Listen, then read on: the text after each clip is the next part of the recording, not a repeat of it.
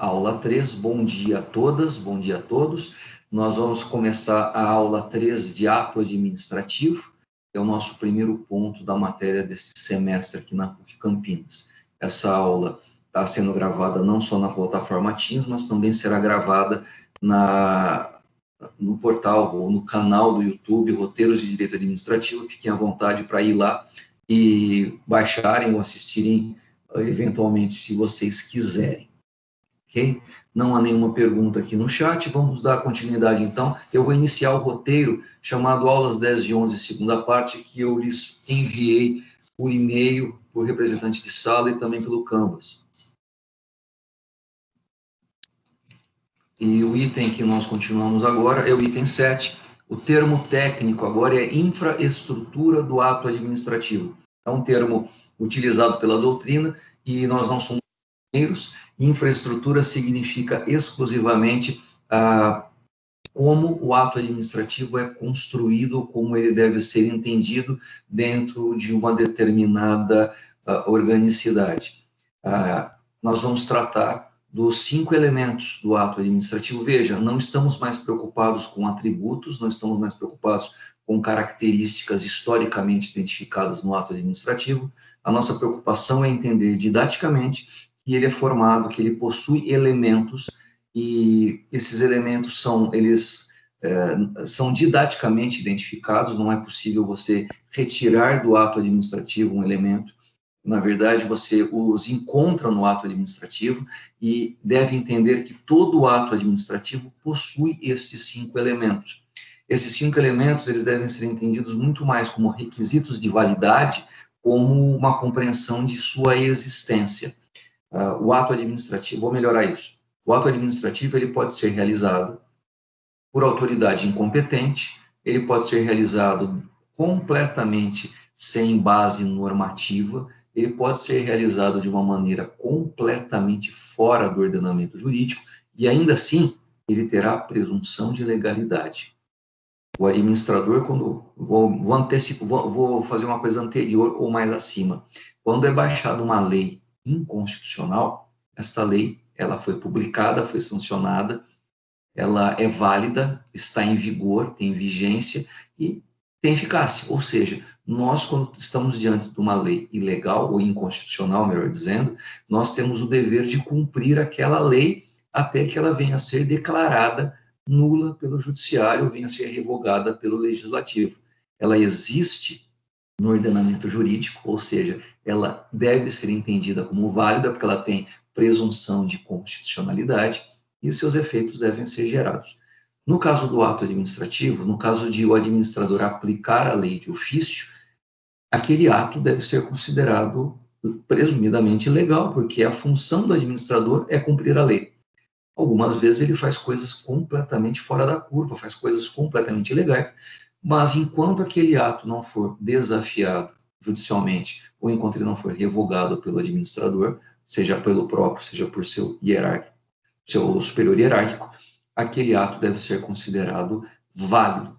Porém, se um dos 5 elementos que compõem a infraestrutura do ato administrativo não estiver de acordo com o ordenamento jurídico, não for considerado válido, esse requisito de validade não se confirmar, aquele ato deverá ser considerado nulo de pleno direito pela ausência de um desses requisitos de validade, pela ausência de um desses elementos do ato administrativo. E eu vou apresentar a definição de cada um desses 5 elementos na ordem das alíneas do artigo 2º da Lei da Ação Popular, número 4717 de 65, esse trecho da lei você pode pegar no Google e você pode pegar também no roteiro da aula anterior. Vamos lá, primeiro item. Professor? Pois não? Bom dia, Aline. Bom dia. Deixa eu te perguntar uma dúvida. Vamos supor, se ele fizer um ato administrativo que não tiver um elemento, eu posso dizer que esse ato ele é válido até que ele seja anulado ou revogado? Então, a gente vai ter que cumprir até que ele seja anulado ou revogado pela autoridade competente. Aline, vamos lá. Você acertou, é isso mesmo. Mas nós temos um pouquinho de problemas aqui. Vamos imaginar o seguinte: O brasileiro, no Brasil, nós temos uma coisa que é muito engraçada, né? Você conta isso para um europeu e o europeu fica de cabelo em pé. No Brasil, existem leis que pegam e leis que não pegam. Existem leis que são... Atenção, toda lei que é votada pelo Congresso, sancionada pelo Poder Executivo, publicada, ela, passando o vacatio legis, ela entra em vigor e ela passa a ser considerada válida. Ela ingressa no ordenamento jurídico e deve ser cumprida. Ela tem a sua... Ela deve cumprir os seus efeitos, porque ela existe, ela é válida, entra na dimensão de eficácia e entra na dimensão de eficácia social ou executoriedade. Só que no Brasil existem leis que a gente olha para elas e fala assim, não vai pegar, essa lei tem alguma coisa errada, essa lei não tem nada a ver. Nós já sabemos que essa lei vai ser desafiada pelo Poder Judiciário, no Poder Judiciário, a gente já sabe que essa lei vai ser revogada, ou a gente sabe que essa lei não vai ser sequer aplicada pelas autoridades públicas, porque é uma lei meramente protocolar, vamos dizer assim. Um compêndio de sociologia jurídica pode ser construído para isso. Do mesmo jeito, o administrador público, ao receber uma lei que ele deve aplicar, ele pode perfeitamente não aplicá-la. Eu vou dar um exemplo bem engraçado para você, talvez você fique brava ou fique frustrada com isso.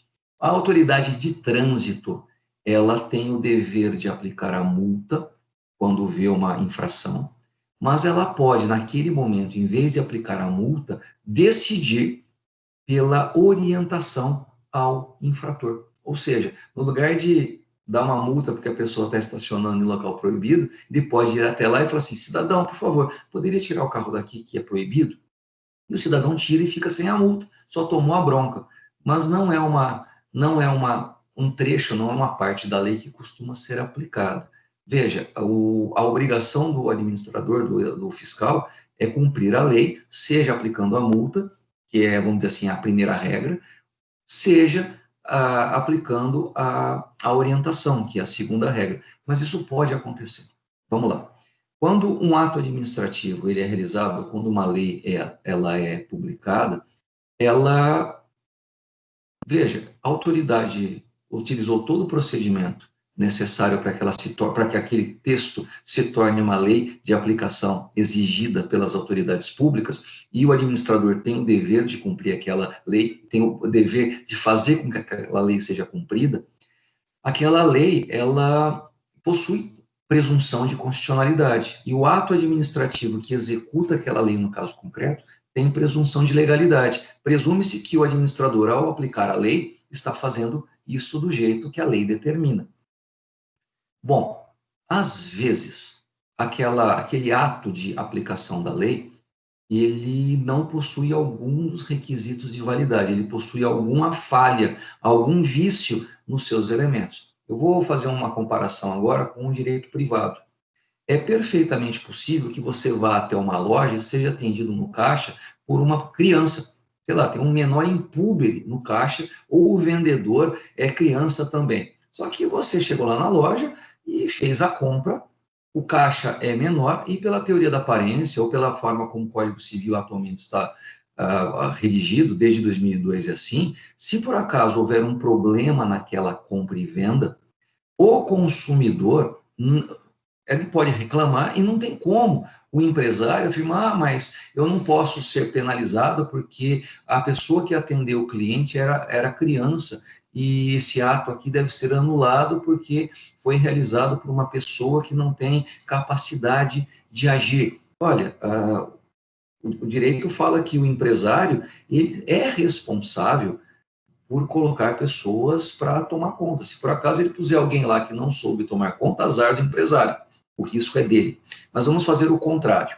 Vamos imaginar que meu filho de 9 anos de idade entra numa loja de videogame e ele levou o meu cartão de crédito, ele, sei lá, sabe a senha, não sei como, pelo amor de Deus, gente, o meu filho não sabe a senha do meu cartão e ele não pegou o meu cartão. Estou dando um exemplo, estapafúrdio apenas para fins de ilustração, tá bom?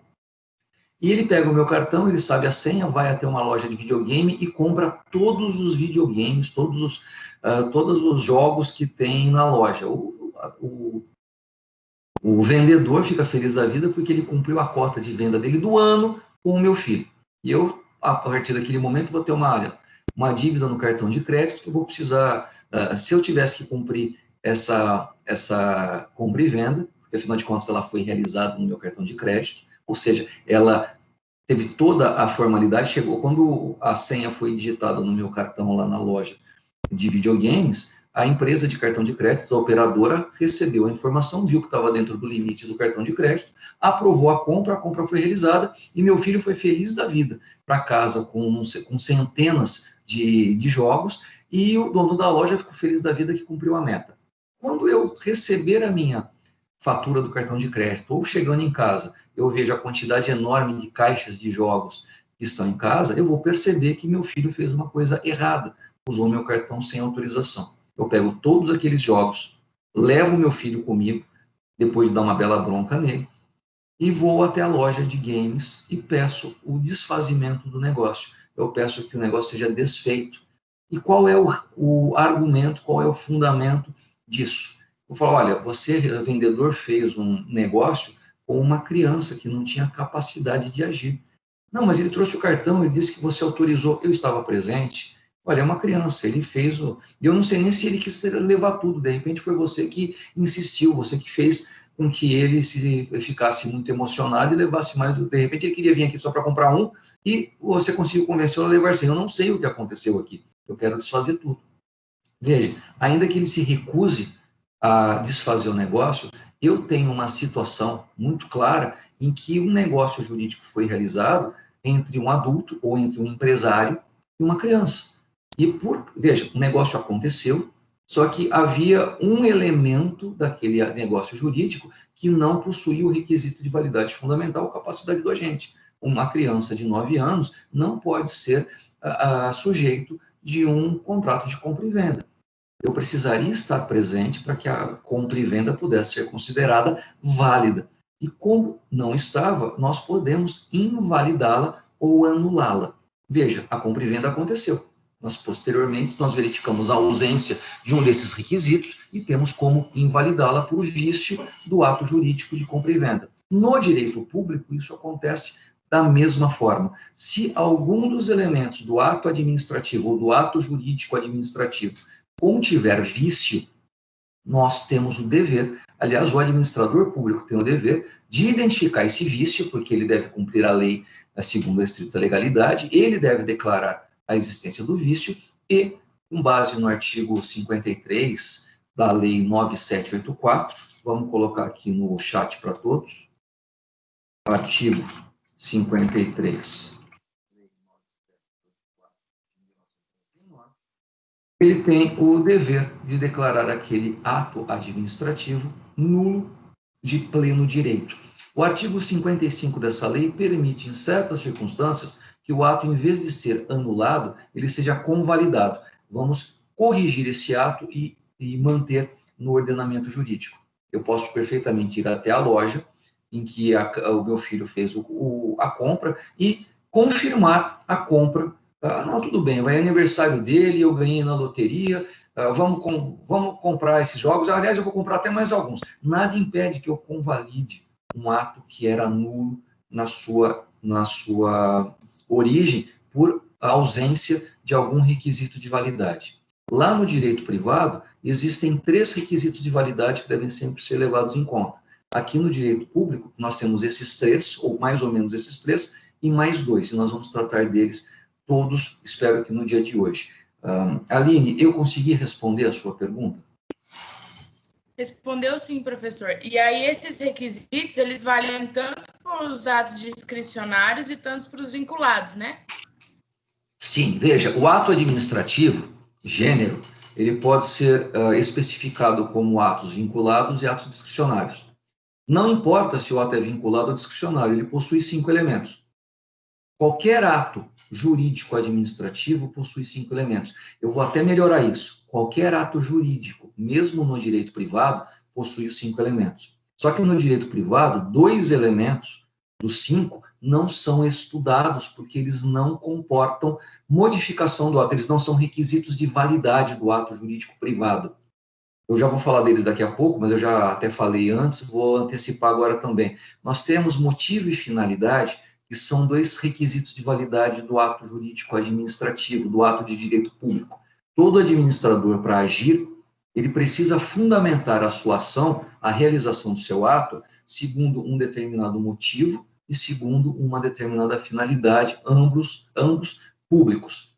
No direito privado, nós não precisamos justificar as nossas ações com base em motivo e muito menos em finalidade. Nós podemos perfeitamente realizar atos que ninguém precisa saber o motivo, ninguém precisa saber a nossa intenção e ninguém precisa saber a finalidade daquele ato.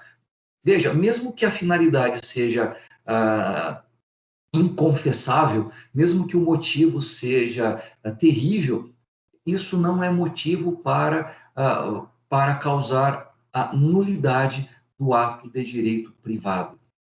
Veja, não há absolutamente nada no direito, não se estudam esses dois elementos no direito privado porque eles não dizem respeito à validade dos atos da vida civil.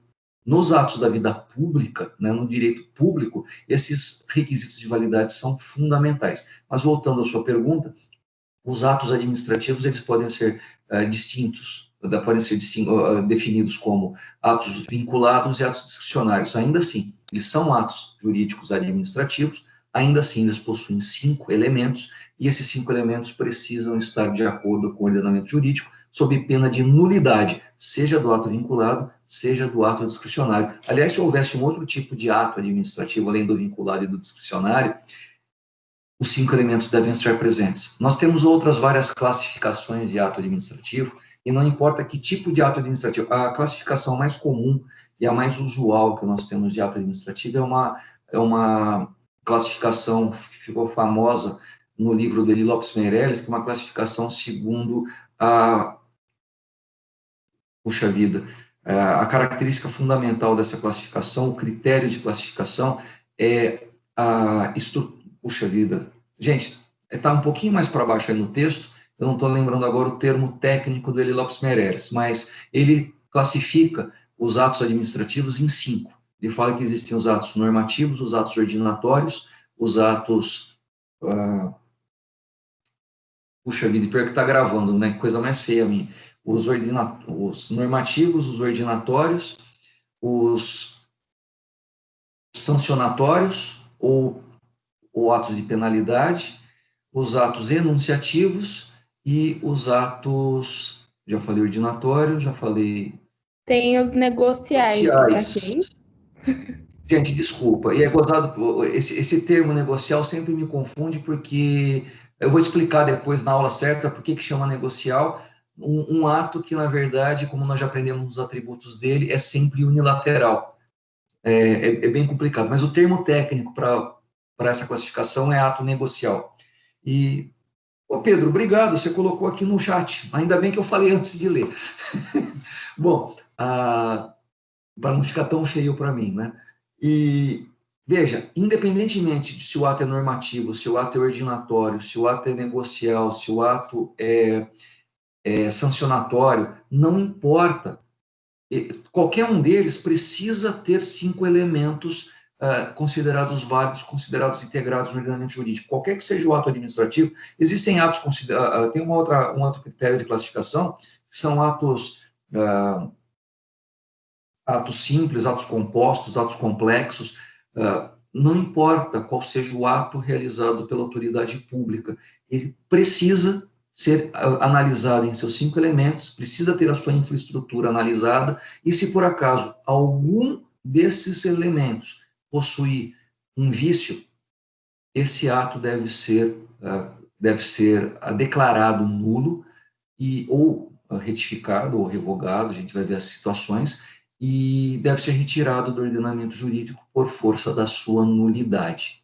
Ok? Podemos dar continuidade a partir daqui. Tem mais alguma dúvida? Ok, professor, muito obrigada. Beleza. E Aline, eu estou com 2 telas para facilitar a minha vida e eu não vi que você estava com a mão levantada. Se por acaso alguém levantar a mão e eu não der a palavra, me chame como a Aline fez, para que não haja perda de tempo, e eu peço desculpas a vocês por não ter visto antes. Bom, continuando. Item 7.1, vamos falar de competência, é o primeiro elemento na ordem que aparece lá no artigo 2º, alíneas da Lei 4717 de 65. Nós falamos aqui no direito público de competência, lá no direito privado, os autores de direito privado chamam de capacidade do agente. Por favor, toda autoridade pública deve ser presumida agente capaz. Tem até uma norma do Código Civil de 1916 e reproduzida depois no atual Código Civil de 2002, que o agente público, quando ele passa num concurso público, mesmo se ele for menor, né, mesmo se ele for adolescente, ele passa a ter competência. Ele, ao assumir o cargo público, é presumida a capacidade para atos da vida privada, é presumida a capacidade para atos da vida civil. Atualmente fica complicado isso, porque para você se inscrever no concurso público, é preciso que você declare ser maior de 18 anos. Mas quando o Código Civil de 1916 foi editado, nós vivíamos uma época em que a estrutura educacional não era a que nós temos. Era muito comum os filhos da elite serem estudados já terem aos 15 anos, aos 14 anos, terem alfabetização ou terem instrução que lhes permitia ir à faculdade ou lhes permitia atuar em cargos públicos, e era comum que pessoas de 15 anos que eram nomeadas para algum cargo. E nessa situação, presumia-se ou determinava-se que naquela situação, quem era adolescente, ou a expressão da época, quem era menor de 21 anos, passava a ter capacidade plena para agir de maneira competente. Mas isso é história. Atualmente, praticamente é vedado que menores sejam nomeados para cargos públicos. Então, toda autoridade competente, toda pessoa jurídica, toda pessoa física que é nomeada para um cargo público, ainda que de livre nomeação, ainda que para fins de eleição, ele já é maior, ele já tem mais de 18 anos, e então são atos que já são realizados por agentes capazes. Mas veja, eu não estou falando aqui da capacidade do agente. A pessoa física que é investida do cargo público, ela, por estar investida nesse cargo público, ela é obrigada, ou melhor, nós devemos entender que aquela pessoa é competente, ou seja, ela tem atribuída para si, por uma lei, o dever, o poder, a prerrogativa de realizar todos os atos que aquele cargo impõe que sejam realizados.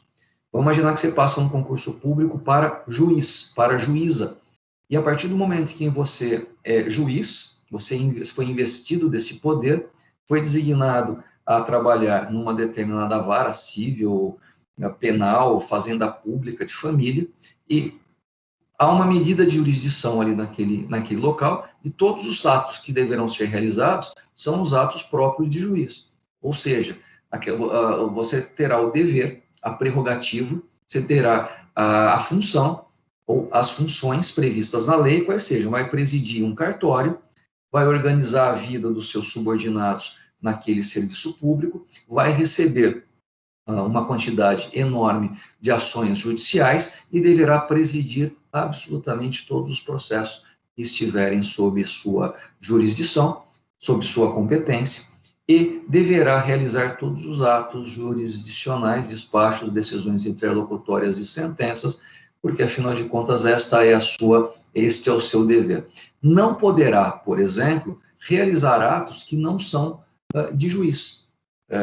Vamos dar um outro exemplo. Você é muito estudioso e acabou prestando 2 concursos públicos, para juiz e para promotor Ministério Público. Veja, por acaso você prestou 2 concursos dentro do mesmo estado, dentro da União Federal.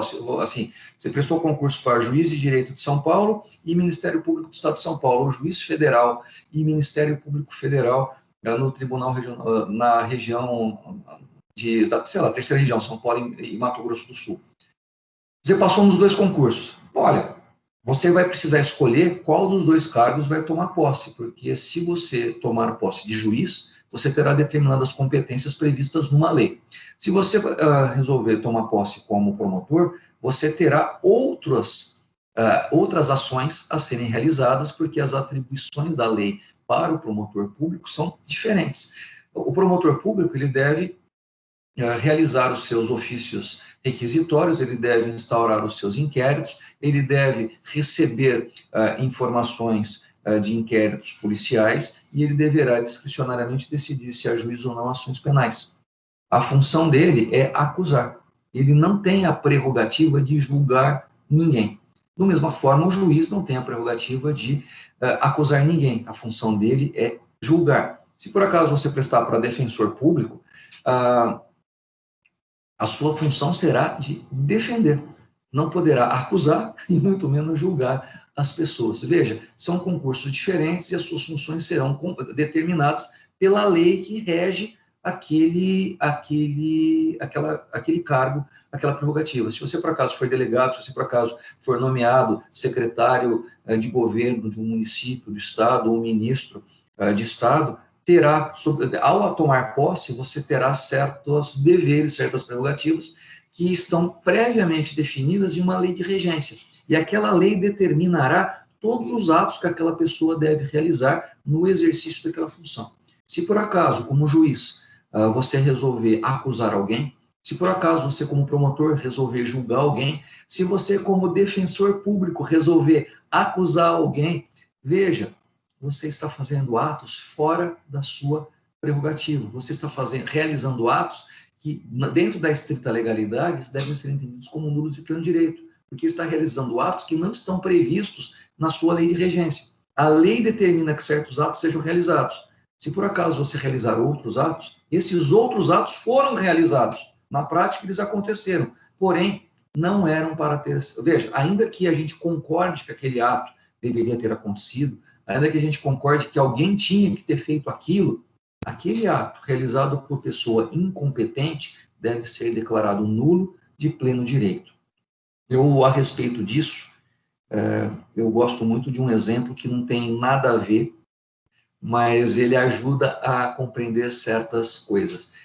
Eu gostava muito tempo atrás, existia uma série, acho que ainda você consegue pegar nas redes de streaming, uma série chamada House. Era a história de um médico meio Sherlock Holmes que conseguia descobrir patologias nos seus pacientes e ninguém mais, ou seja, ele descobriu, como Sherlock Holmes, ele descobria qual era o problema que a pessoa tinha ao longo da série aconteciam umas outras coisas interessantes também. Bom, ele tinha um médico assistente que era o Foreman, e o Foreman, o House, o ator é o Hugh Laurie, e o Foreman, o ator, era o Omar Epps. E ele era tão bom quanto o House.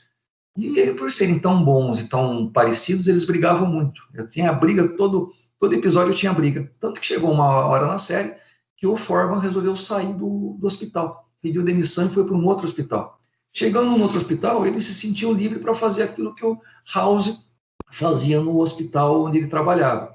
Ele estava preocupadíssimo com a situação de um paciente, que ninguém descobria qual era a patologia, e os médicos do hospital tinham feito todos os atos que o hospital autorizava que os médicos fizessem para identificar a patologia. Veja, acho que agora por causa de pandemia isso ficou mais claro. Dentro da área da saúde, existe o que se chamam de protocolos clínicos ou protocolos de atendimento. Gente, se eu estiver utilizando palavras técnicas um pouco erradas, por favor, entendam isso como simplificação para ficar mais claro. Esses protocolos devem ser realizados naquela forma prevista, os norte-americanos chamam isso de by the book, para que fique registrado que tudo aquilo que o hospital deveria fazer foi feito. Porém, veja, os médicos, eles não são mágicos, eles não são milagreiros, eles têm toda a ciência médica a seu dispor para salvar vidas, mas o dever deles, segundo o juramento de Hipócrates, é fazer com que as pessoas possam ser tratadas e não sintam dor. Eles não podem garantir que a pessoa será salva daquela patologia ao final. Às vezes, a patologia é muito mais forte que a capacidade médica, ou mesmo que a tecnologia da época. E, às vezes, os médicos, ainda que você coloque 8 houses em volta do paciente, pode acontecer deles não conseguirem encontrar a patologia, não consigam identificar dar o diagnóstico, e sem o tratamento necessário, ou às vezes não há tratamento existente, a pessoa vem a óbito. Só que, veja, o hospital, ele é responsável pelo protocolo, é responsável por envidar todos os esforços possíveis para evitar aquele óbito. Mas, às vezes, não é possível. Às vezes, acontece a chamada intercorrência e o paciente vem a óbito. Não há como responsabilizar o hospital ou o médico se todos os procedimentos tiverem sido realizados conforme os protocolos, conforme o by the book. E nesse episódio, o foreman, ele fica inconformado, porque os médicos até já fizeram o atestado de óbito do paciente, mas ele, inconformado, tira o paciente da maca, da cama, põe numa outra maca, leva para o laboratório, e no dia seguinte passou a noite fazendo exames e consegue salvar a vida daquele paciente. E todos os familiares daquele paciente ficam felizes da vida, vão cumprimentá-lo, o administrador do hospital vem cumprimentar, que bom, salvou a vida daquele paciente, e em seguida o foreman foi demitido do hospital. Ele arregalou aqueles olhos, mas como assim eu salvei a vida dele? E o administrador do hospital falou, sim, desta vez você salvou. Todos os atos que você realizou foram benéficos, porque salvaram a vida dele. Porém, se por acaso esses atos realizados fora do procedimento, fora das regras, não fossem suficientes para salvá-lo, ou seja, apesar de todos os esforços adicionais, o paciente tivesse vindo a óbito, o advogado daquela família conseguiria pedir indenização ao hospital, porque o hospital saiu dos protocolos de atendimento. E por ter saído dos protocolos, é razoável entender que a causa daquela morte, ou que esses atos fora do procedimento, contribuíram para o evento óbito. Ou seja, o hospital certamente seria responsabilizado num tribunal, num julgamento, por não ter feito aquilo que deveria ter sido feito. Veja, o hospital, ele deve, sem dúvida alguma, ele está lá, entre outras coisas, para salvar as vidas. Mas ele tem certos protocolos de atendimento que devem ser seguidos. Em direito público, é praticamente a mesma coisa. Ainda que nós tenhamos um presidente, um governador, um prefeito ou um técnico que passou num concurso e realiza as suas ações dentro do direito público, dentro da administração pública, com todo o seu vigor, com todo o seu empenho, ele tem regras, ele tem a estrita legalidade, e os atos que ele pode realizar, ou melhor, os atos que ele deve realizar são os previstos em lei. Claro que, como pessoa, ele inventa, ele tem a ideia de, com a melhor das intenções, realizar um ato não previsto em lei para resolver uma situação. Em português, claro, ele resolve quebrar um galho. Só que o administrador público, ele não está autorizado pela legislação a quebrar galho. Ele não está autorizado pela estrita legalidade a realizar ações outras além daquelas previstas na lei.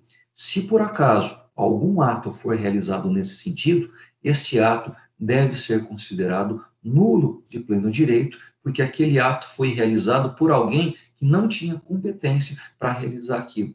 Veja, lá em direito penal, processo penal, imagina que você é advogado de um acusado, e esse acusado é sentenciado, ele é condenado, tem uma sentença penal condenatória terrível contra ele, e essa sentença foi proferida pelo juiz da vara civil, e de outra cidade, de outra comarca. Veja, você como advogado dele vai ficar feliz, porque afinal de contas é possível dizer que aquela sentença é nula, porque foi proferida por um juiz incompetente. Eu não disse que o juiz era incapaz de realizar aquela sentença. Tão capaz de realizar a sentença ele era que ele proferiu, que ele prolatou aquela sentença. Porém, como ele não é aquele juiz que prolatou a sentença, não tinha competência, ou seja, não era ele quem deveria ter feito aquele ato que foi realizado, ruim para o seu cliente, péssimo para o seu cliente, pode ser desafiado juridicamente, judicialmente, e certamente o tribunal terá declarado a nulidade daquela sentença, devendo o agente competente, o juiz daquela comarca, o juiz natural daquele processo, deverá prolatar outra sentença. Pode até ser que a nova sentença, que na verdade é a única sentença legalmente possível no caso, seja pior ainda para o seu cliente. Sei lá, na primeira sentença, o juiz civil condenou o seu cliente a 2 anos de reclusão. ela é anulada, porque afinal de contas não deveria ter acontecido, e o juiz competente, o juiz da vara criminal, o juiz natural daquele processo, que foi quem recebeu desde a citação, instruiu o processo, presidiu a instrução do processo, e ele finalmente vem e sentencia o seu cliente a 10 anos de reclusão. Foi muito pior. Porém, esta é a sentença válida, esta é a sentença que foi realizada pela autoridade competente. Tudo bem? Eu vou dar continuidade aqui e eu vou ler os 3 parágrafos que estão aqui no item 7.1. Atos jurídicos civis são realizados por agentes capazes. Atos administrativos também. O ato jurídico administrativo deve ser realizado por agente capaz. Mas a capacidade do agente em direito administrativo é condição necessária, mas não é condição suficiente. Além de capaz, o agente precisa ter competência. A lei precisa ter dado atribuição ao agente para realizar o ato. Se o agente não possui competência, o ato não deveria ter sido realizado. Se o ato foi realizado, deve ser anulado, porquanto baixado por autoridade incompetente. A Lei do Processo Administrativo, Lei Federal 9784 de 99, prescreve no artigo 11 que a competência é irrenunciável, confirmando o princípio da supremacia do interesse público e o princípio da estrita legalidade. Por força do princípio da indisponibilidade do interesse público, a competência deve ser exercida, pois é a partir dela que se aplicam as leis de ofício, é a partir dela que se realiza a função administrativa. Vocês devem ter aprendido em Introdução ao Estudo do Direito, lendo aquele livro famoso do Tércio Sampaio Ferraz Júnior, que a interpretação de qualquer norma jurídica, ela é baseada em 2 princípios. O primeiro é a inegabilidade dos pontos de partida, ou seja, o ordenamento jurídico, ele é inegável, é o ponto de partida a partir do qual todos nós deveremos entender as ações do agente público. Ou seja, se administrar e aplicar a lei de ofício, é preciso que o administrador ele saiba qual é a lei que deve ser aplicada.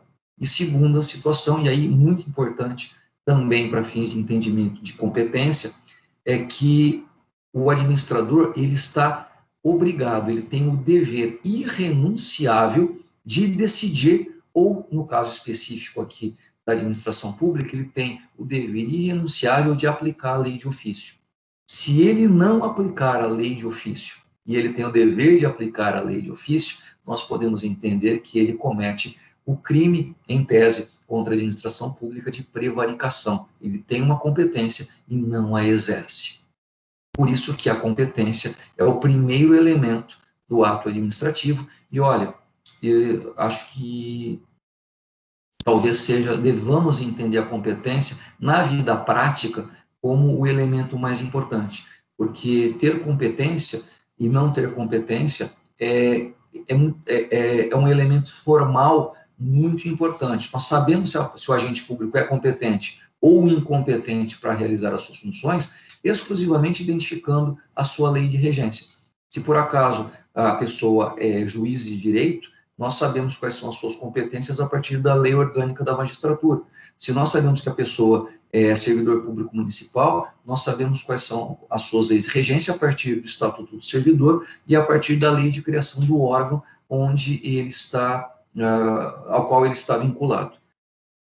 Ou seja, aliás, provas de processo são muito comuns em que é preciso saber, aliás, na OAB, quando vai se fazer a prova escrita, é preciso saber identificar a autoridade competente a qual nós devemos dirigir o nosso pedido. Porque, afinal de contas, se aquela autoridade é competente, as outras todas são incompetentes para realizar aquilo.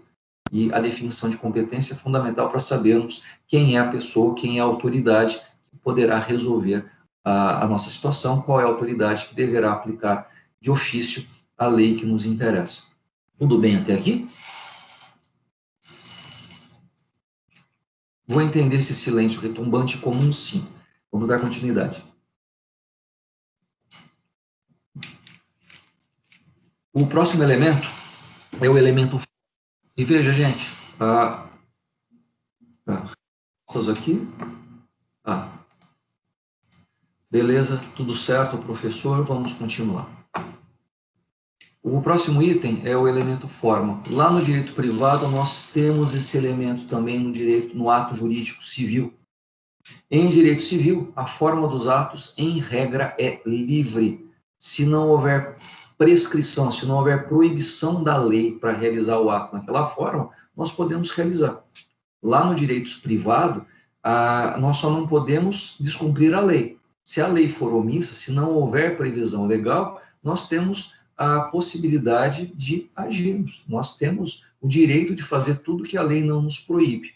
Pelo princípio da estrita legalidade, em direito público, a autoridade só deve realizar atos previstos na lei, ou seja, ele deve realizar atos que lá na origem se entendiam como típicos, ou seja, originalmente na história do direito administrativo se imaginava que se entendia que o administrador público só poderia realizar condutas tipificadas na lei que lhe dava competência. Não é mais bem assim, existem atos administrativos que não têm tipicidade, mas a ideia é, existem certas formas que devem ser seguidas.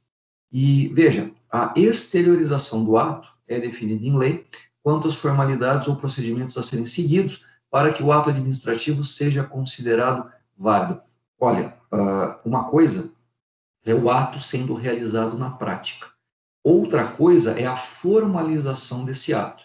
Veja, se você for lá no fórum e vai lá sei lá, em qualquer uma das varas cíveis de Campinas, vai haver uma quantidade enorme de discussões sobre contratos ou sobre atos envolvendo responsabilidade civil, coisa que vocês já estudaram no semestre passado em direito privado.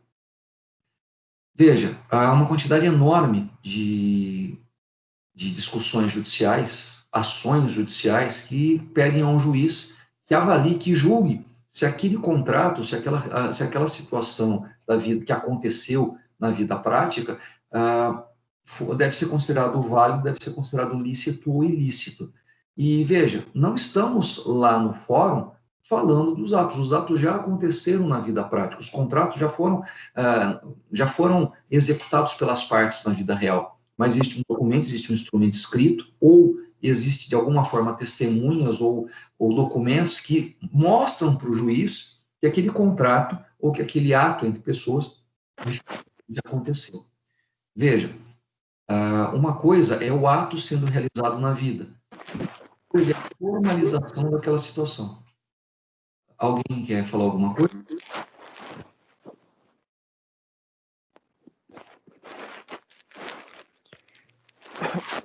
Eu acho que é só o microfone aberto aí, gente. Se puder fechar o microfone, eu agradeço. Continuando. Veja, em regra, os atos administrativos, eles são escritos. Assim como no fórum, o advogado das partes escreve uma petição e apresenta vários documentos documentos escritos, que se referem a uma situação prática realizada. E veja, lá na Lei 9784, nós temos o artigo 22 que determina isso. Veja, a pessoa ultrapassou um sinal vermelho. Aconteceu, foi um fato, certo? Houve uma pessoa conduzindo seu veículo, cometeu um ilícito de trânsito. O agente público, com base numa foto do radar ou com base em ele estar presente, viu e escreveu no seu talão de multa que aquilo aconteceu. Veja, acabou de ser formalizado algo que aconteceu na vida prática.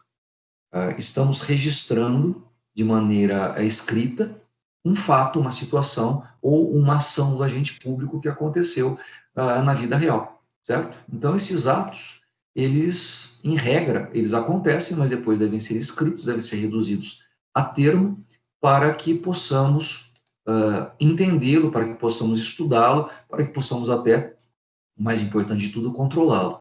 Passando para a próxima página do nosso roteiro, estamos mostrando aqui que o ato deve ser realizado na forma escrita, pelo menos por 3 razões.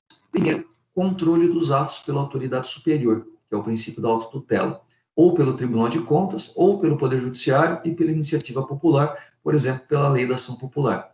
Só é possível controlar um ato administrativo, aliás, só é possível controlar um ato de direito privado, de direito público, se esse ato estiver registrado de forma clara, se ele estiver reduzido a um documento, a uma forma escrita, para que haja segurança de que aquele ato, uma coisa importante, tá? Às vezes a coisa aconteceu na vida real, foi reduzido a termo escrito de uma maneira diferente do que aconteceu, e a autoridade pública ou o Poder Judiciário vão julgar o ato que aconteceu na vida prática, mas com base naquilo que eles têm presente aqui. Tanto que eles brincam, que falam que o que não está nos autos do processo não está no mundo. E, às vezes, o que está nos autos do processo não está claramente representando ou identificando aquilo que de fato aconteceu. E, às vezes, acontece de aqui não ter acontecido exatamente como está escrito, e esta decisão, ela ser entendida como injusta. Por exemplo, uma pessoa que é, sei lá, é apresentada pela polícia como o autor de um crime, e as provas no processo, ou o processo é levado a um entendimento que aquela pessoa é culpada. E quando vai se ver depois, faz um exame de DNA, a pessoa nem estava no local do crime, e não era ela, de forma alguma, a culpada, mas ela foi condenada. Veja, existe essa possibilidade, existe esse problema, existe essa inconsistência, mas é dever da autoridade pública, é dever das pessoas que participam do processo, que aquilo que esteja formalizado por escrito identifique com precisão o fato ou o ato que aconteceram na vida real, ok? E essa formalização, ela é fundamental para fins de controle daquela situação que aconteceu. Segundo motivo, todo ato deve possuir, aqui está, eu errei, tá, gente? No lugar de escrever possuir motivação, risca. Todo ato deve possuir motivo, ok? Eu vou explicar isso mais para frente. O princípio da motivação, e o princípio da motivação está presente no artigo 111 da Constituição do Estado de São Paulo, e o princípio da motivação, ele decorre logicamente do princípio explícito da publicidade do artigo 37 caput da Constituição Federal. O princípio da motivação determina que os motivos de realização do ato pela autoridade competente devem ser expostos, devem ser apresentados, seja no caso dos atos discricionários, seja no caso dos atos vinculados. Com mais propriedade no caso dos atos discricionários, os atos vinculados, o motivo já está previsto no próprio texto da lei, artigo 50 da Lei 9784, de 99. De qualquer forma, a autoridade pública, ao realizar os seus atos, ele precisa mostrar, na realização daquele ato, ele precisa identificar qual é a lei que está sendo aplicada. Isto é uma formalidade obrigatória. Todo ato da autoridade pública precisa identificar qual é o seu fundamento, qual é o seu motivo. E o único jeito disso estar claro é sendo escrito.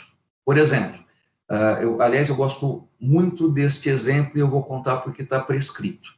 Mais de 5 anos atrás, eu tomei uma multa, porque chegou para mim a informação de que eu ultrapassei um sinal vermelho. E, independentemente de eu ter feito isso ou não, a multa chegou para mim. E a multa, ela estava registrada, estava formalizada num documento escrito, chamado auto de infração em imposição de multa. Não me lembro agora qual foi a cidade, qual foi o município que me enviou essa multa. Porém, a impressora não estava muito boa. E no lugarzinho que fala que qual é o artigo do Código de Trânsito Brasileiro que é a base, que é o fundamento, que é o motivo pelo qual eu deveria tomar aquela multa, não estava legível. Eu não me lembro agora se estava completamente apagado, se estava borrado, mas não apareceu. Veja, havia uma irregularidade insanável naquele documento, porque aquele documento deveria formalizar o fundamento pelo qual eu deveria tomar a multa. O fundamento é o artigo da lei, e não estava presente formalmente naquele documento, motivo pelo qual foi possível discutir aquela situação. O problema é que eu fiz a defesa, a administração pública municipal concordou com a minha posição, mas aquilo não estava prescrito. Eles poderiam ter, como fizeram, emitido um novo auto de infração, desta vez impresso direitinho, chegou para mim e eu não tive mais defesa em relação àquela questão formal. Mas essa formalidade é importante porque está determinado no ordenamento jurídico que a forma serve para sabermos por que o administrador realizou aquele ato. Ele precisa explicar para a gente por que o realiza. Eu vou dar um exemplo dentro do Poder Judiciário. Toda sentença prolatada por um juiz competente, toda sentença possui três elementos fundamentais. Primeiro é o relato ou histórico, e segundo as más línguas, serve para que as partes saibam que o estagiário leu o processo. Certo? Mas, de qualquer forma, é preciso, agora falando sério, que haja o relato, que haja o histórico, para que as partes tenham a consciência, tenham consigam identificar que o juiz está tratando exatamente do caso delas, partes, e não de outro caso qualquer. O segundo elemento, ou segunda parte da sentença, é o histórico, é a fundamentação ou motivação. Ou seja, é aquela parte da sentença em que a juíza, em que o juiz mostra para as partes qual é a base normativa, qual é o fundamento jurídico, a partir do qual ele decidirão que aqueles pedidos são procedentes ou são improcedentes. É preciso identificar na sentença por que a sentença é procedente ou por que ela é improcedente. E o procedente ou improcedente é a terceira parte da sentença, que é a parte dispositiva, que é efetivamente a parte normativa. Mas veja, se por acaso o juiz simplesmente fala assim, a sentença é procedente, a sentença é improcedente, esta sentença ela deve ser entendida como nula, porque falta a ela um elemento fundamental, indispensável, que é simplesmente saber, juíza, por que a sentença é procedente? Por que ela é improcedente?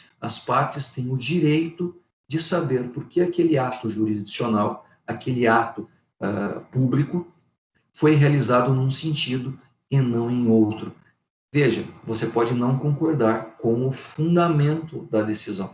Veja, vou melhorar isso. Se a sentença é procedente ou improcedente, é o que vai acontecer sempre. Toda sentença vai ser procedente, parcialmente procedente ou improcedente.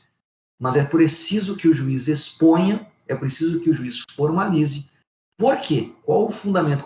Qual é a base legal de ter feito de um jeito e não de outro? As partes têm o direito de saber, o juiz tem o dever de expor.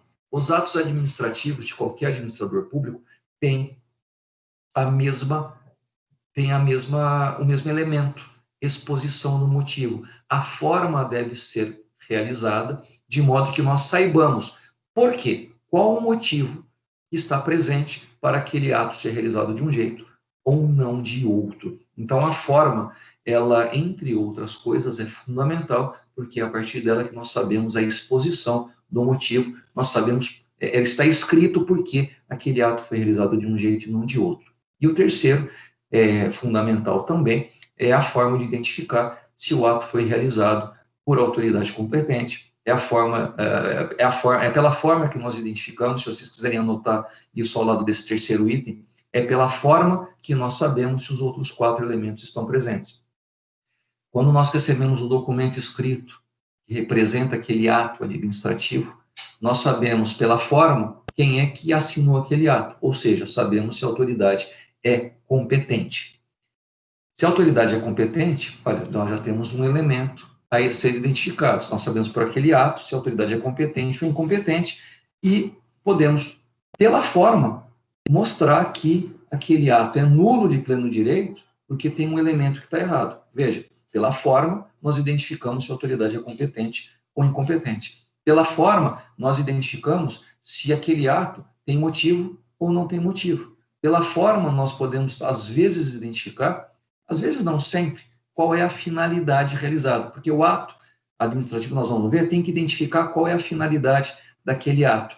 E depois, na prática, a gente descobre que a finalidade não foi atingida, e podemos comparar judicialmente ou perante a autoridade superior.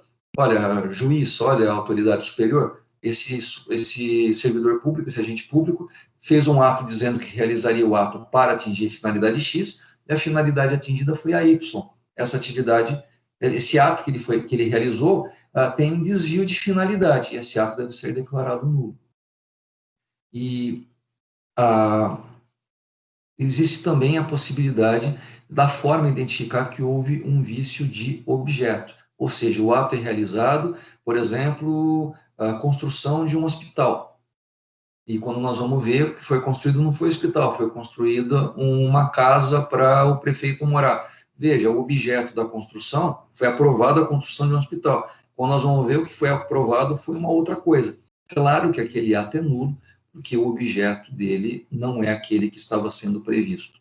Gente, eu estou fazendo algumas ilações aqui, estou talvez indo mais rápido do que eu deveria. Se eu, por acaso, estou mais confundindo do que ajudando, gente, me avisa que eu volto, falo alguma coisa, apresento de outro modo. De qualquer forma, o elemento forma não deve ser confundido com formalismos.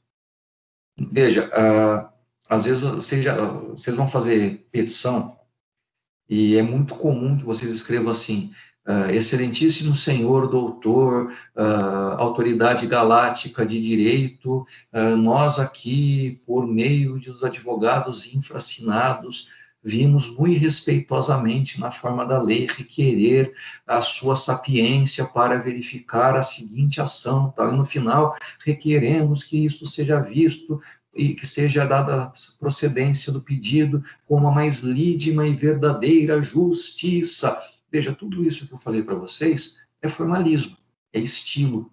Você pode fazer, você pode não fazer. Não, acho que talvez vocês já devem ter visto ata notarial.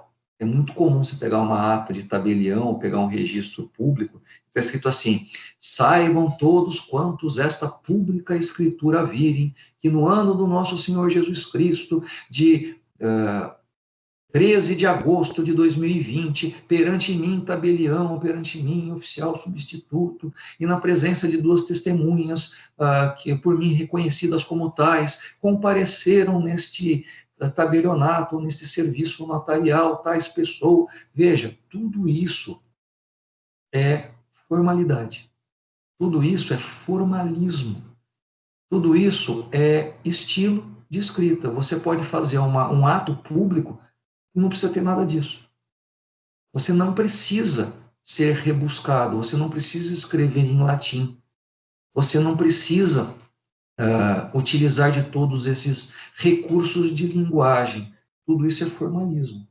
Se por acaso o ato for escrito de uma maneira bem enxuta, de uma maneira bem até seca, de uma maneira até escrita de maneira pontual, de um jeito até que você não... Você até puxa vida, mas que isso aqui parece um esquema, um mapa mental de tão pouco escrito. Veja, a forma, ela existe como elemento do ato administrativo, como infraestrutura do ato administrativo, para que o ato possa ser hoje identificado, porque o ato aconteceu no passado, e hoje nós identificamos aquele ato por meio de um documento, ou ainda que seja por meio de testemunhas, nós vamos escrever, nós vamos reduzir a termo, vamos fazer uma ata da declaração da testemunha, e esta ata, esse documento escrito, vai servir para identificar, vai servir para controlar o ato que foi realizado.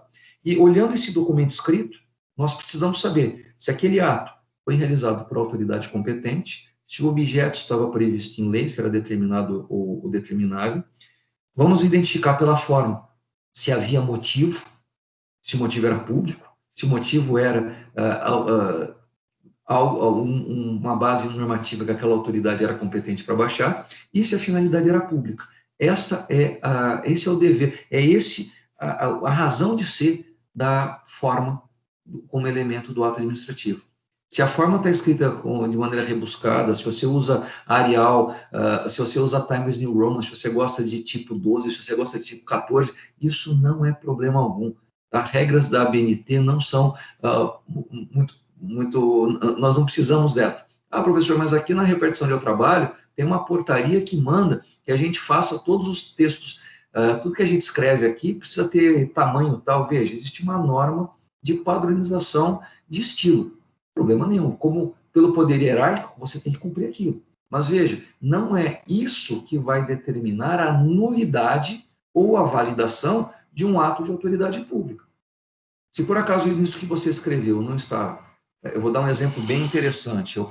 Tempos atrás, eu fui advogado num processo administrativo disciplinar, em que a decisão da comissão processante apresentava o histórico de tudo que aconteceu e concluiu que o meu cliente era culpado do que estava sendo, efetivamente realizou os atos, que as condutas que são consideradas pelo Estatuto do Servidor daquele município ilegais, e a comissão entendia que ele deveria ser demitido.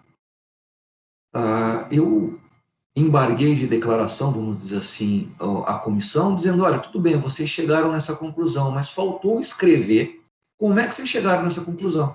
Porque vocês relataram e falaram assim, não há dúvida de que ele cometeu realizou essas condutas. Aí eu perguntei, vem cá, como é que você chegou nessa conclusão? Onde nos autos, onde nos documentos vocês encontraram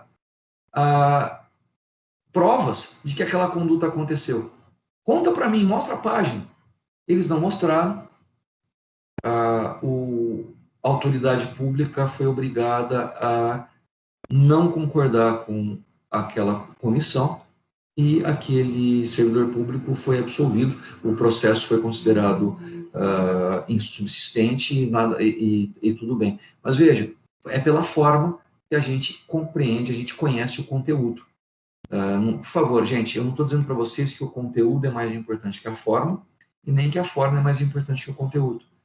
Tudo no mundo possui conteúdo e forma, e esse conteúdo ele é apresentado sempre de uma determinada forma, e é pela forma sempre que nós vamos ter oportunidade de conhecer aquele conteúdo, aquela matéria, objeto da discussão. É pela forma que nós vamos conhecer qualquer ato jurídico administrativo, é pela forma que nós vamos conhecer qualquer ato realizado por qualquer pessoa para fins de controle daquele ato pela autoridade superior ou pelo judiciário. Ok? Continuando aqui no texto, o último parágrafo do item sobre forma, existem, de fato, atos administrativos verbais e existem até os atos administrativos gestuais, como sinais de trânsito, emitidos por agente público na organização do tráfego. Né? Eles apitam, eles acenam. E, ainda assim, esses atos são previamente autorizados pela legislação e regulamentação pertinente. E, em caso de seu descumprimento, devem ser reduzidos a termos escritos. Veja, o fiscal de trânsito está lá, sei lá, o sinal de trânsito está pifado, e para evitar acidentes, um fiscal de trânsito vai até aquele cruzamento e começa gestualmente a organizar o tráfego. Está perfeito, veja, e mesmo que o sinal de trânsito esteja meio doido, sei lá, o sinal de trânsito está ali e está verde mandando você passar, a lei de trânsito determina que se tiver um fiscal de trânsito no local e ele te mandar parar, ainda que o sinal de trânsito esteja verde, a autoridade presente impõe que você pare. Né? Não existe entre o sinal vermelho, entre o sinal verde que te manda seguir e a autoridade de trânsito que te manda parar, a prevalência é do sinal da autoridade de trânsito. E se você, por acaso, não respeita essa autoridade e acha que o sinal verde é a regra a ser seguida, você passa e vai tomar uma multa. Veja, você cometeu um ilícito de trânsito e a autoridade vai ter que autuar, vai ter que escrever, vai ter que reduzir a termo aquilo que aconteceu. E vai ter que escrever o que aconteceu, vai dizer que você não cumpriu a ordem dele e, por isso, a infração. Mas, veja, é preciso reduzir a termo para que aquilo possa ser controlado, para que aquilo possa ser discutido. Gente, alguma dúvida até aqui? Professor, se o ato tem tipicidade, ele pode ser feito de forma livre, mas no final ele vai ter que ser reduzido a termo, é isso? Olha, os atos públicos, eles podem ser típicos, existem leis que determinam ao agente público que realize um determinado ato específico. Por exemplo, assim, eu acho que o exemplo mais típico que tem, autoridade pública, de trânsito, se por acaso você encontrar um carro estacionado na calçada, você deve multar por estacionamento em local proibido. E deve ainda chamar o guincho para tirar o carro de lá. Está escrito isso. Veja, qual que é a função do administrador público ou agente de trânsito? Multar e chamar o guincho. É a conduta que é esperada, que é determinada àquela autoridade pública, ok? Bom, o que acontece? Você, sei lá, a pessoa que deixou o carro estacionado lá naquele jeito, volta depois de algumas horas, não vê o seu carro que foi guinchado pela autoridade pública e, sei lá, vai até a polícia fazer um boletim de ocorrência de furto de veículo. A polícia vai atrás e descobre, uma investigação, que o carro dele está no pátio da prefeitura, aguardando que ele retire o carro, e o carro só vai ser retirado depois que ele pagar as diárias da guarda do carro no pátio, mais a corrida do guincho, mais a multa. Veja, ele descobriu que o ato foi realizado pela polícia. Ele achou que o carro tivesse sido furtado. A autoridade pública não meu Deus, eu sofri. Ele entra com uma ação judicial pedindo danos morais porque ele ficou severamente abalado, porque ele achou que o carro tinha sido furtado, não tinha seguro, e, na verdade, foi a prefeitura que devia ter avisado a ele que pegou o carro dele. Na verdade, a prefeitura não tinha. Veja, ele pode falar o que ele quiser. A autoridade pública agiu exatamente do jeito que a lei determinava. Agiu de maneira vinculada, fez uma conduta perfeita. Agora, vamos imaginar que o carro dele estivesse colocado na posição certinha, estava estacionado corretamente, num local perfeito, etc. E o administrador público, ele declara que guinchou o carro,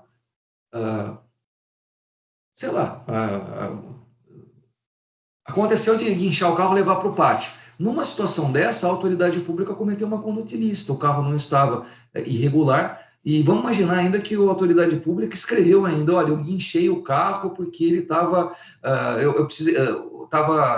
eu guinchei o carro que estava na calçada e errei, né, para guinchar o carro eu tive que tirar o carro dele, e na hora eu esqueci de colocar o carro dele no lugar e guinchei também, levei para o pátio. Veja, houve, com relação ao carro que estava na calçada, uma atitude correta dentro da lei da autoridade pública. Só que ele esqueceu de...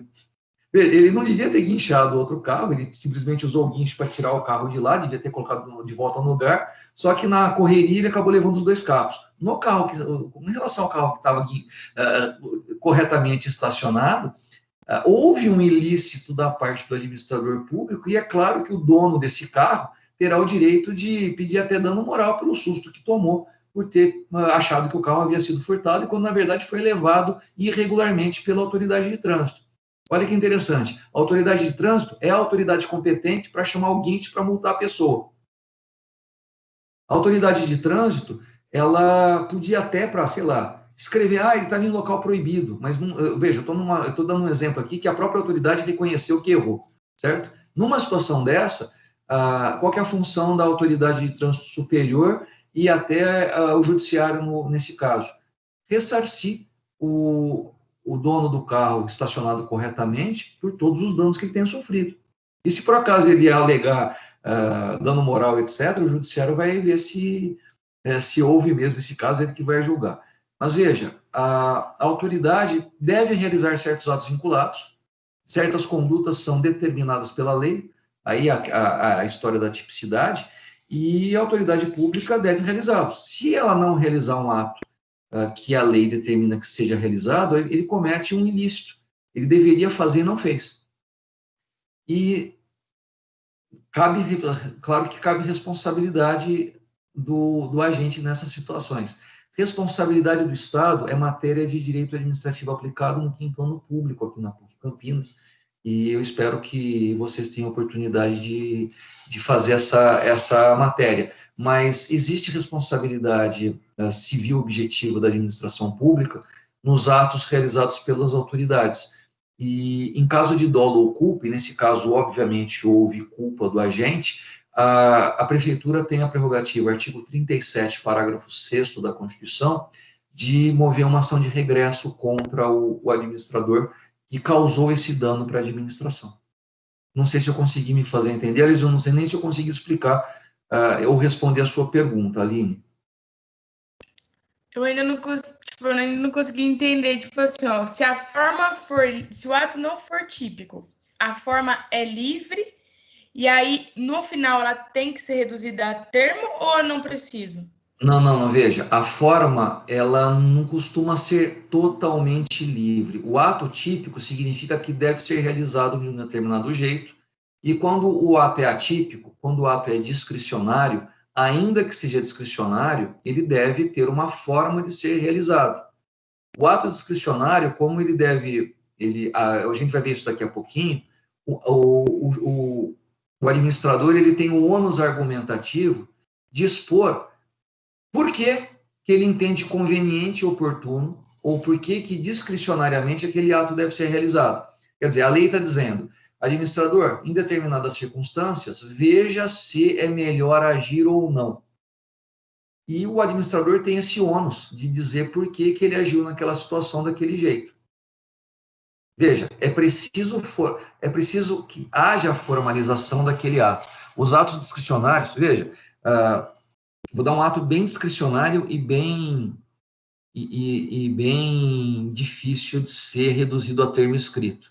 Tem uma manifestação qualquer na Francisco Glicério, no centro de Campinas, autorizada, foi comunicada às autoridades, quer dizer, todo mundo sabe que naquele dia vai ter uma manifestação, uma passeata, que vai tomar toda a Francisco Glicério, ou que vai tomar toda a Avenida Paulista em São Paulo, e as pessoas sabem que não vai dar para andar de carro, que não vai passar ônibus ali, porque tem essa passeata. Ok, vamos imaginar que tem a autoridade pública de segurança vai destacar um comandante para monitorar aquela passeata e garantir a segurança das pessoas.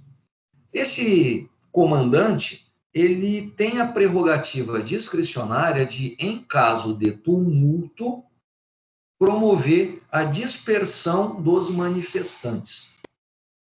Veja, não tem nada mais discricionário do que o comandante do destacamento, de repente ele tem lá uma briga entre duas pessoas, totalmente isolado, quer dizer, a manifestação está acontecendo dentro da ordem, está tudo em paz, todo mundo feliz lá fazendo a manifestação, e duas pessoas começam a brigar entre si.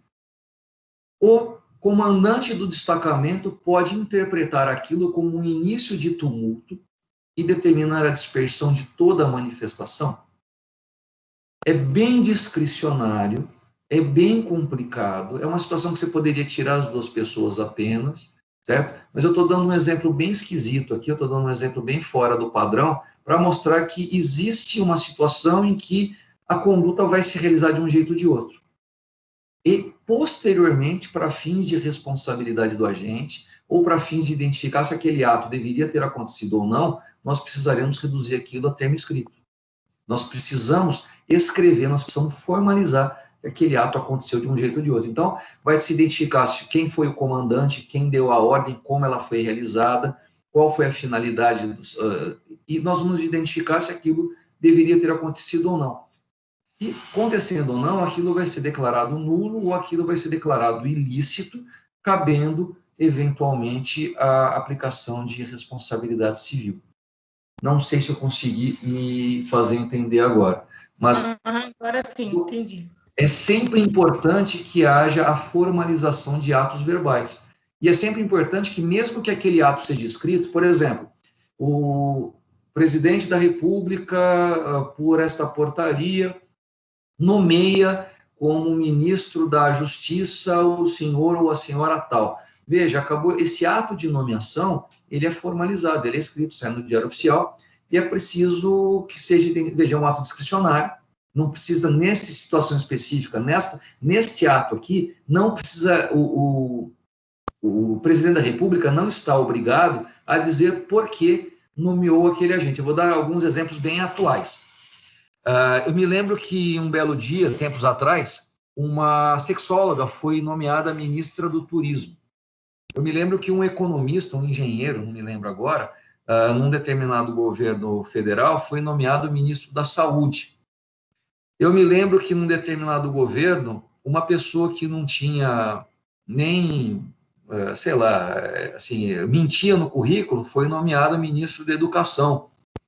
E veja, existe a possibilidade, e eu particularmente eu entendo nesse sentido, O presidente da República, ele tem discricionariedade absoluta para nomear quem ele bem entender. Ele pode nomear um analfabeto para ministro da Educação.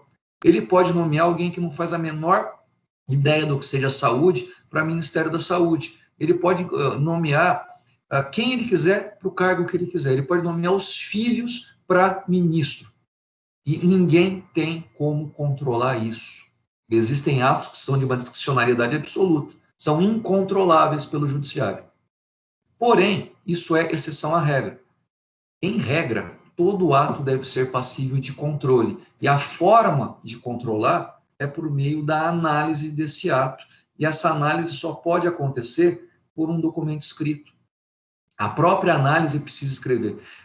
Muitas vezes esse ato vai ser, não está escrito em lugar nenhum, ele é levado até a autoridade pública e a autoridade registra e documenta que chegou até ela uma informação, sei lá, por telefone, por 0800, denúncia anônima, que determinada situação aconteceu, que aquilo, se realmente aconteceu, é ilícito, deve ser, e por ser ilícito, se aconteceu, aquilo deve ser apurado por meio de uma sindicância, de um processo administrativo, deve ser verificado se aconteceu mesmo ou não, e em acontecendo, providências devem ser tomadas para realizar aquele controle.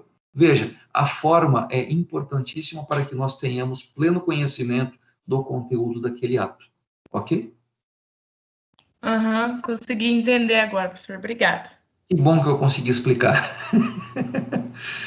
Bom, esse é o elemento forma, e vamos agora para o terceiro elemento, o objeto, ok? E o objeto é meio complicadinho, mas vamos lá. Nós ainda temos um tempinho pelo meu relógio, nós temos... Gente, é muito pouco tempo para falar disso aqui, eu não vou correr. Eu prefiro começar a próxima aula com o item objeto, para que não haja correria, para que não haja atropelamento do entendimento.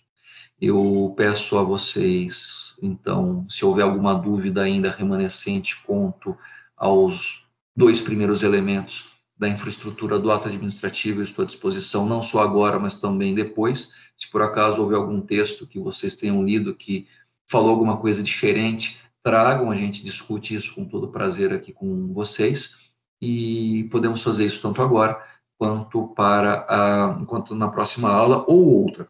Eu aproveito esses últimos minutinhos aqui que a gente tem de aula para lembrá-los que lá no Canvas eu já apresentei a vocês uma proposta de trabalho de avaliação, como tudo aqui na nossa disciplina é uma forma de avaliação que eu gostaria que eu adoraria poder voltar à forma presencial para que nós pudéssemos fazer avaliações presenciais, mas na impossibilidade já tem lá uma proposta de trabalho de avaliação voltada à questão da nossa matéria aqui deste primeiro mês ato administrativo. Oportunamente, daqui a algumas semanas, eu já vou colocar mais alguns outros trabalhos avaliativos, todos eles, todo mundo pode fazer todos, se não quiser fazer todos, faça pelo menos um para eu poder avaliar você adequadamente ou da melhor maneira possível, ainda mais porque as atividades avaliativas precisam acontecer. Eu preciso, dentro da estrutura educacional, não só da PUC, mas de qualquer faculdade, não só de direito, mas qualquer uma, é preciso que haja avaliação, é preciso que se verifique o desenvolvimento da disciplina e a compreensão da disciplina de maneira individualizada. E, bom, à medida que o semestre for passando, eu vou apresentando para vocês outros trabalhos. Se por acaso houver interesse dos alunos com outra atividade, outra forma de avaliação, eu sou totalmente aberto a essas possibilidades, essas alternativas, e podemos discuti-las, isso no chat, ou por e-mail, ou pelo grupo de WhatsApp. Gente, vocês estão muito quietinhos, eu entendo então que está tudo certo. Eu agradeço muitíssimo a presença de todos. A partir de agora eu encerro a aula, paro a gravação. Agradeço muito a presença de todos, ainda que eu não consiga vê-los, mas o sistema está dizendo que a maioria de vocês está aí. Então, eu agradeço muito pela presença e espero ouvi-los, vê-los, participar da aula que vem com todos e que todos estejam com saúde. Deus abençoe. Obrigado e até a semana. Obrigado, professor. A gravação a partir de agora.